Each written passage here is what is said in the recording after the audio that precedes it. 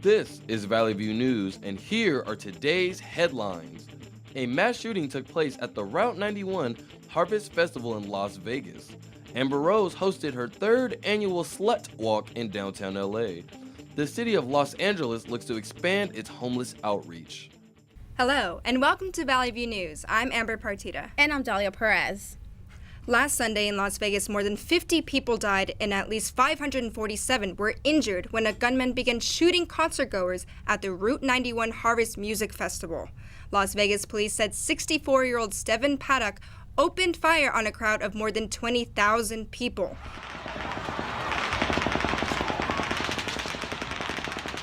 He was shooting from the 32nd floor of the Mandalay Bay Hotel. The shooting started after 10 p.m. while Jason Aldean was performing. The shots caused people to run, duck, and take cover.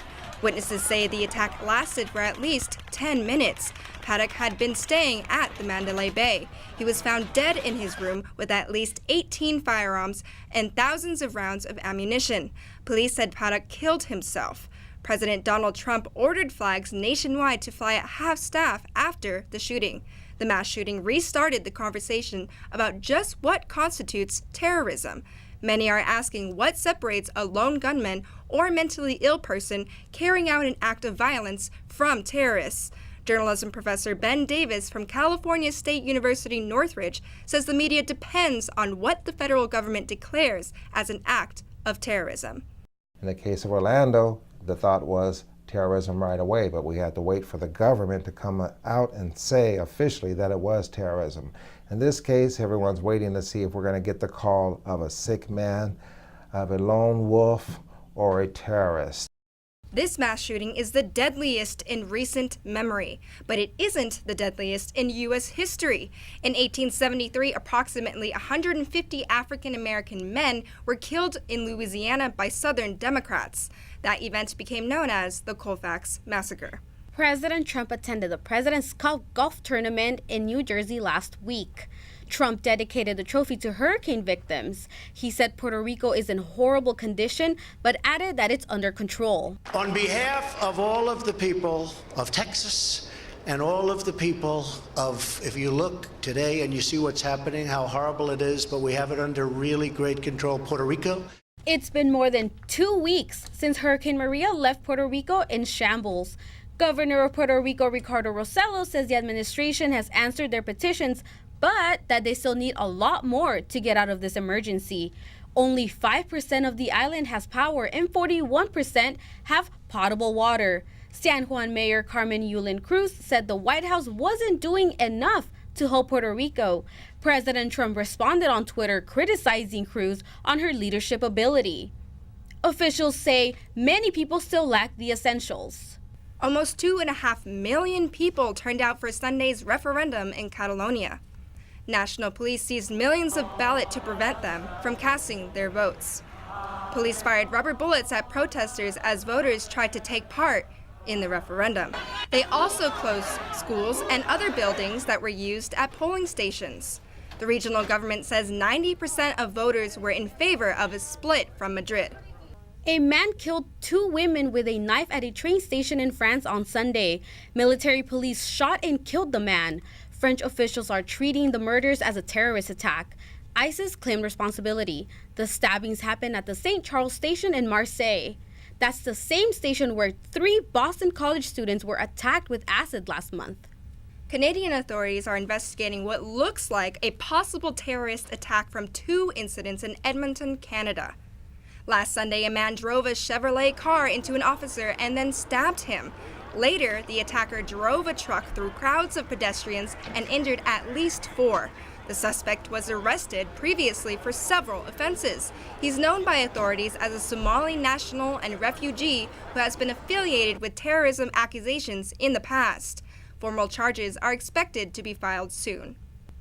Now we'll check in with our tech reporter, Malcolm Finney, to get the latest in social media, health, and tech. Malcolm, what do you have for us today? Thank you, Dahlia. Twitter announced last week that they'll be testing whether to add more characters to their text limit. In the test, Twitter will double its character limit from 140 to 280. The goal of the character increase is to keep people tweeting. This could be the first character increase for Twitter. Apple's iOS 11 update dropped on September 22nd. One new feature is that Apple gave developers access to the new iPhone technology. Tickets.com will team up with the MLB to develop a program that allows baseball fans to enter stadiums by just tapping their phones, similar to how Apple Pay works. The Oakland Athletics piloted the system for 6 games after the update was introduced. The South Korean firm LG introduced the LG K7i at the India Mobile Congress. The 7i has a feature that supposedly keeps mosquitoes from coming near you. It emits ultrasonic waves from a grid on the back of the phone. The company says the ultrasonic waves are safe and harmless to humans. The phone will be introduced in India. LG plans on introducing the K7 in other countries soon. That's all for today. Back to you guys. Thanks, Malcolm. After the break, we follow up on the 2 women accused of murdering Kim Jong-nam. Also find out the latest on the Chelsea bombing trial. We'll be right back. Hey, you. Yeah, you. Getting that college education? What are you gonna do? Graduate and take some office job? Be like everybody else? Or will you dare do something different? Like, be a teacher. You could be my teacher. You got the skills. The smarts? Yes, you. You could be the teacher I never forget. That'd be cool. Does that corporate job even have recess? What are you gonna make of yourself? What are you gonna make of me?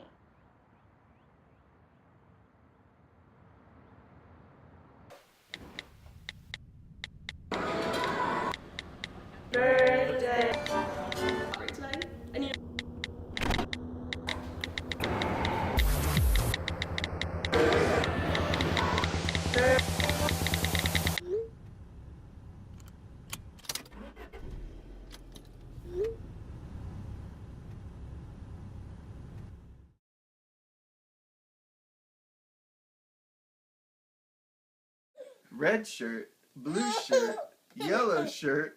Oops. Yellow pants, red pants, green pants. Oops. You might just call the ranger station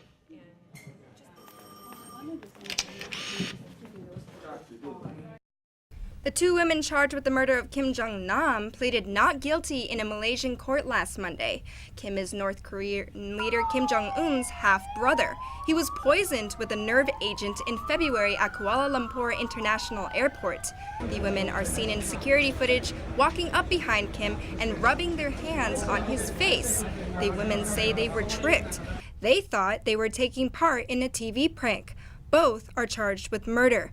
If convicted, they face a mandatory death sentence. North Korea denied any involvement. The man accused of the Chelsea, New York bombings last September appeared in court Monday. His trial is in Manhattan District Court. 30 people were injured in the bombings. No one was killed. Authorities say this was Manhattan's first terrorist attack since 9/11. The explosion from the homemade bomb shattered windows, sent a steel dumpster flying through the air, and created chaos. 29-year-old Ahmad Khan Rahimi faces charges that include using a weapon of mass destruction and bombing a public place. An Air France plane heading to Los Angeles made an emergency landing due to one of the engines blowing up. Passengers say they heard a loud noise about 5 hours into the flight. After the explosion, the plane trembled for several minutes. 2 hours later, the plane landed at Goose Bay Airport in Canada. SoCal residents returned to LAX safely on Sunday. 2 pilots are dead after their Navy training jet crashed in Tennessee. The T-45C Goshawk went down in the Cherokee National Forest Sunday during a training mission. The 2 people on board were an instructor and a student. The crash occurred at 4:30 p.m. Eastern Standard Time. Authorities believe the debris field is at least a half-mile long. This is the 3rd crash involving naval aircraft in the last 13 months. National Breast Cancer Awareness Month is underway. The Trump administration marked the occasion by lighting the White House pink for one night. First Lady Melania Trump said October is the time to raise awareness about breast cancer. In a statement, she said she wants women to get tested in order to detect the disease early. The White House says more than 250,000 women are diagnosed with breast cancer each year. About 2,000 men are too. Now to Shelby Charlene with entertainment. Hi, Shelby. Thanks, Dahlia. Monty Hall, the famous host and co-creator of Let's Make a Deal, died last Saturday at the age of 96. His daughter Sharon said he died of heart failure in his Beverly Hills home. The Canadian-American producer, game show host, and philanthropist became famous for his catchphrases, witty personality, big sideburns, and colorful sport coats on Let's Make a Deal. The show, launched in 1963, quickly became a hit and ran throughout the next 4 decades. The founder of Playboy magazine, Hugh Hefner, died last week at the age of 91. Playboy Enterprises announced that Hefner died of natural causes. There have been mixed responses to the controversial star's passing. Some people think of Mr. Hefner as a media and cultural pioneer who stood for civil rights, free speech, and sexual freedom. However, many people also refer to Hefner as a misogynist, pornographer, and chauvinist who cashed in on the exploitation of women. Also named the grinning pimp of the sexual revolution, Hefner's legacy is surrounded by stories of drugs, sex, orgies, disease, and divorce. The family held a private ceremony where Hefner was put to rest in his crypt next to Marilyn Monroe. Hefner controversially bought the space next to Marilyn back in 1992 for $75,000, despite never meeting the icon. In a 2009 interview, Hefner said, "I'm a believer in things symbolic. Spending eternity next to Marilyn is too sweet to pass up." Tom Petty also died Monday after suffering a full cardiac arrest in his home in Malibu. The 66-year-old rock legend was found unconscious and not breathing. He was then rushed to UCLA Santa Monica Hospital and put on life support. Petty's pulse returned, but the decision to take him off of life support was reportedly made after they found he was lacking brain activity. O.J. Simpson was released from prison last Sunday after serving 9 years of his 33-year sentence for a Las Vegas kidnapping and armed robbery. With a hat on and his head down, the Juice left the Lovelock Correctional Center to start his new life as a parolee. Nevada's Division of Parole and Probation said that O.J.'s parole plan was approved for a residence in Las Vegas. Several sources told CNN Simpson would be living in a gated residence in a wealthy Las Vegas suburb. He'll be living with unspecified friends and has future plans to move to Florida. Emmy Award-winning actress and Veep star Julie Louis-Dreyfus announced last week that she is battling breast cancer. The actress used the announcement as an opportunity to encourage universal health care, stating that she has fantastic union insurance, but other women don't have the same privilege. After sharing the news on Twitter, Dreyfus received an outpouring of support from fans. Former Vice President Joe Biden, Ellen DeGeneres, Hillary Clinton, and other celebrities also sent the star well wishes. Let's join Maybelline Capelou in our Digital Media Center. She was able to get some footage from Amber Rose's annual Slut Walk. Maybelline, what do you have for us today? People marched in downtown Los Angeles Sunday to raise awareness about sexual injustice. Model and actress Amber Rose joined the Slut Walk 2 years ago. She speaks out about being slut-shamed on social media and by ex-boyfriends. Rose's Slut Walk Festival is a nonprofit event that supports gender equality. Amber Rose held her 3rd annual Amber Rose Slut Walk on Sunday.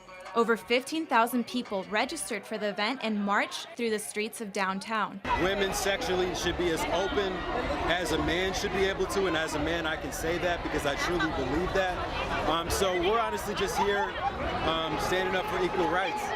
People were able to make their own signs to voice their opinions. Many expressed themselves visually. However, others exercised their First Amendment right protesting against the walk. The atmosphere of where we're at right now, a slut walk, which I don't agree with, I don't have very many good things to say. I don't think it's a good thing to be a slut. Yeah, God loves sluts too. Women weren't only in attendance.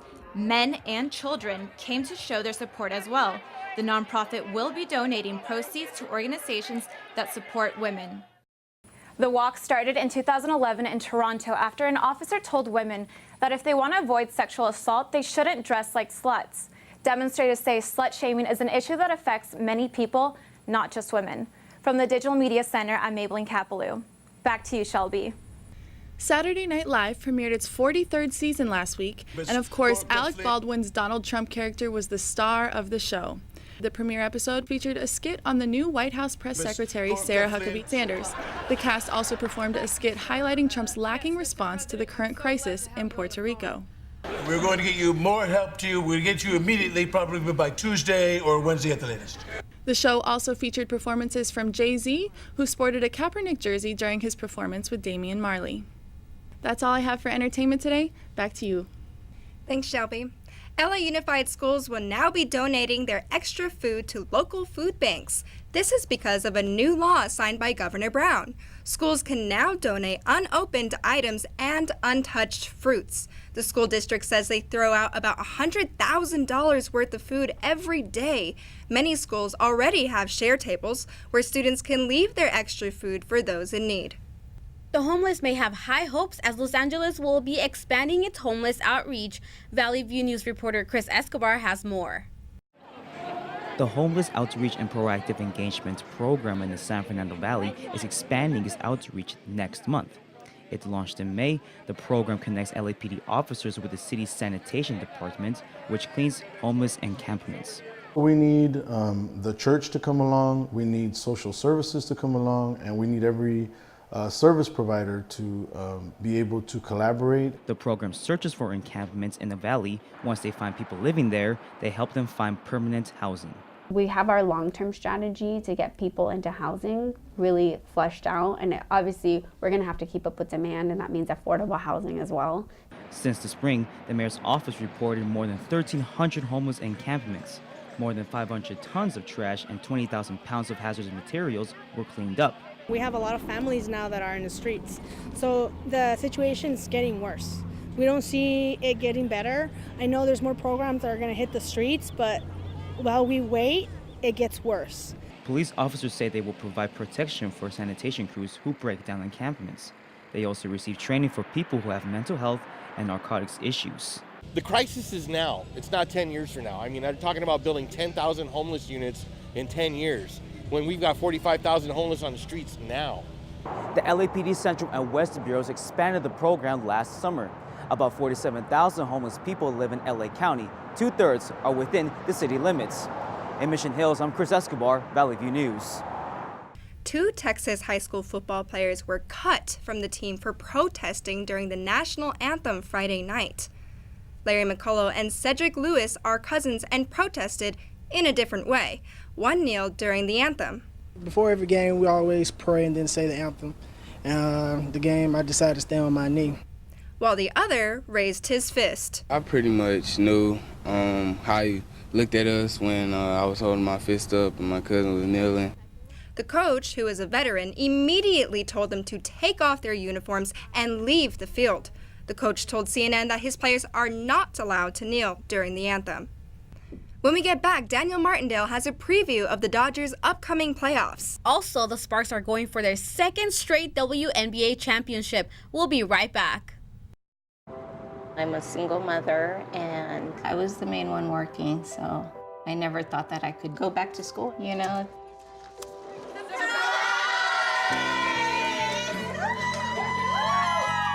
My sister, my mother, everybody wanted to help me with my kids. I could not have gotten my diploma without my family. Find free adult education classes near you at finishyourdiploma.org. Got a quarter?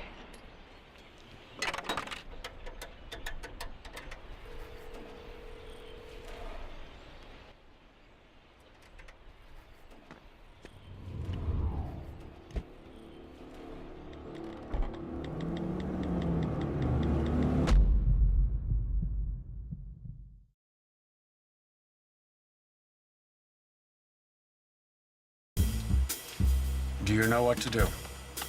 Yes. Bring it back to me. Then I'll give you your money.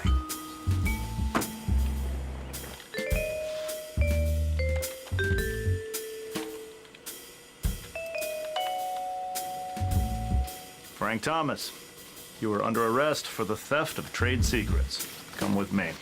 Bye-bye, Frank. Theft of trade secrets is illegal. I've come up with a family emergency plan. What is it? It's difficult to talk about, so I'm not telling you. I'm so glad I won't have to remember anything. Me too. Visit ready.gov/kids for tips and information. And we're back with our sports fellow, Daniel Martindale. So, Daniel, what's going on with the Dodgers? They clinched the playoffs. They're looking really good. We had that little scare last month with that slump, but I think we're primed and ready for the playoffs. Well, could this be the year? The Dodgers have officially clinched home field advantage throughout the playoffs for the first time since 1988. Yeah, that 1988. With mile-high hopes to win it all this year, it was only fitting that they'd end the season in Denver. Let's get right to the highlights, shall we? Rocky is rolling out the merchandise after clinching a wild card berth on Saturday. Let's pick it up in the fourth. Dodgers already up 3-0 at this point with Jock Peterson at the dish. He lines a double to right, scoring Kike Hernandez. He scores Yasmani Grandal to third. Pick it up in the seventh inning now. Jock up again with runners on base, and it is Coors Field after all, so why not order another? Here comes Austin Barnes to score. Dodgers now up 6-1. Rockies added a couple more later on. Dodgers decided to go with Josh Fields instead to give Kenley Jansen a rest. He comes on for the save, and there's the catch. Dodgers end the season on a high note by doing what they did during most of it, winning. They finished with a record of 104-58. That's the best they've ever done in LA since moving from Brooklyn. But it's those 11 wins in October that matter now. They'll open up the playoffs Friday night at Dodger Stadium against the winner of the NL wildcard game.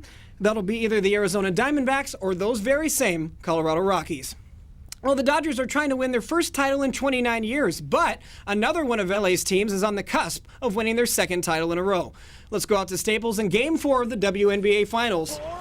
The Sparks, one win away from sealing the deal against the Minnesota Lynx once again. Sparks are looking to become the league's first repeat champion since the Sparks did in 2002. But the Lynx had other plans. Renee Montgomery steals it from Candace Parker, and here comes a 2-on-1 with a nice little dish to Sylvia Fowles. Fowles led Minnesota with 22 points in the night, and yes, she also led the team with 4 fouls. But it wasn't just her doing all the work. Here's Maya Moore looking for more, and she gets it. Midway through the fourth, the Sparks were trying desperately to mount a comeback. Alana Beard hits off this great spin move coming up and cuts the lead down to 12. But the magic would run out for the Sparks. The Lynx iced it with this 3. They celebrate again after forcing another winner-take-all Game 5 in Minneapolis just like last year. Sparks were in this exact situation last season and ended up winning a championship there, so not all bad news. The decisive final game is Wednesday night. Well, last season, the Rams ranked last in just about every offensive category in the NFL. But entering play on Sunday, they had the highest scoring offense in the entire league. What a difference a year makes. So what better way to see if they're for real than with a good old Texas showdown? Rams in Dallas taking on the Cowboys. Both teams decided to remain standing for the national anthem. Robert Quinn raised his fist. In the second quarter, both offenses have gotten off to a slow start, but Dak Prescott finds Ezekiel Elliott diving for his second career receiving touchdown. After that, Rams needed an answer, and they get it. Jared Goff at the helm, looking for rookie wide receiver Cooper Kupp. Fill up the cup. All the way onto the scoreboard. Rams were trailing in the third until Jared Goff finds all-purpose back Todd Gurley over the middle. That one's good for 53 yards, taking it all the way to the house. That was his second receiving touchdown of the season. Rams had an 8-point lead in the fourth, but here come those Cowboys again. Prescott to James Hanna for 28 yards. They decided to go for 2 and didn't get it. Rams later added a 7th field goal from Greg the Leg Zuerlein. Rams say, hold up, we dem boys. They get a huge win in Dallas. They remain atop the NFC West standings ahead of the Seattle Seahawks, who they face at home next week. Rams had 4 wins all of last season. Next week, they'll go for their 4th win in 5 weeks. Real quick, across town, Philadelphia Eagles quarterback Carson Wentz made himself right at home in Carson, California. The Eagles were the latest team to beat the Chargers. Chargers remain defeated, not undefeated. They're 0-4. Well, guys, October is the most exciting time for sports. Baseball playoffs this week, and hockey starting up too. It's exciting. Back to you guys. Thanks, Daniel. Hopefully the Rams will be able to win again next week. It was Banned Books Week last week. Valley View News reporter Lauren Turner-Dunn has more on the story. The words shone momentarily on the page, and they too sank without a trace. CSUN held its 5th annual Banned Books readout at the Oviatt Library last week in celebration of Banned Books Week. Progressive author Alex Gino was invited to read the book George, which is banned. That's what's so dangerous. To censor things is just cutting you off from a world of culture and social justice information that is necessary for everybody to move forward as a society. The book was created for children in grades 4 through 6, and the main character, George, is transgender. There's a lot of things to be aware of, and I think the younger we're aware of that, the easier it is for us to make that the standard in our lives. 40% of book challenges are challenged by parents. That eventually leads to books being taken off of shelves in public and school libraries. Your parents are afraid that you might learn things that they don't know and can talk about stuff that they don't understand, and that's scary. The American Library Association says 9 of the top 10 challenge books have diverse content. And Gino says young people need tools like books to reflect on real-world issues. It's not my job to write the stories of Black people and brown people and people of color, but it's my job to write stories purposefully to white kids. The First Amendment protects authors like Gino, allowing them to keep writing to anyone about anything. Gino's next book, You Don't Know Everything, Julian, will be about racism, deafness, and privilege. In Northridge, I'm Lauren Turner-Dunn for Valley View News. The legalization of marijuana in California is creating new government jobs. Recreational marijuana will be legal next year. The state must meet the bureaucratic needs of the legal pot market. It is expected to be a $7 billion industry. Agencies across the state are hiring, including the Public Health Department and the Food and Agriculture Department. Scientists, typists of tax collectors are just some of the jobs governmental agencies are hiring for. The city of LA is ready to defend its beach curfew. Los Angeles officials will tell the California Coastal Commission why beaches should stay closed from midnight to 5 a.m. The curfew applies to more than 10 miles of beaches. It also covers piers and seafront parks. The commission is considering to lifting the curfew, but the city of LA says they have no jurisdiction in the matter. Los Angeles implemented the curfew in 1988. The commission never approved it. A British rock climber is dead after saving his wife's life at Yosemite National Park. He shielded her with his body during a rock slide last week. She was hospitalized with serious injuries. Last week, a total of 8 rock falls happened, 7 of those on Wednesday alone. Matt Spahn was in the area known as El Capitan during the first one. We were actually climbing the west side and it fell off the east side when it happened, but you could we could feel a little movement. Geologists at the park say despite the recent rock falls, there is currently not an increased danger. They use computer modeling, high-resolution photography, and laser mapping technology to try to predict rock slides. They say the park sees about 80 on average each year. They warn climbers the rocks may look small from a distance, but they can be as large as vehicles. An unlikely friendship between a 4th grader and a Marine Corps veteran started during a hunting trip. The house in the woods, located in Maine, hosts an annual bear hunt for veterans. Sergeant Zachary Stinson was invited last year to participate. That is where he met Kaylin Cluey. So they invited me last year. They participate with the House in the Woods. They kind of do a joint effort for this bear hunt. So they called me up and said, hey, do you want to go up to Maine and do a bear hunt? I did. Came up here and got to meet all these great people, and everything worked out really well. The two reunited the following year. They still remain friends. Thanks for joining us today. From Valley View News, I'm Amber Partita. And I'm Talia Perez. See you next time.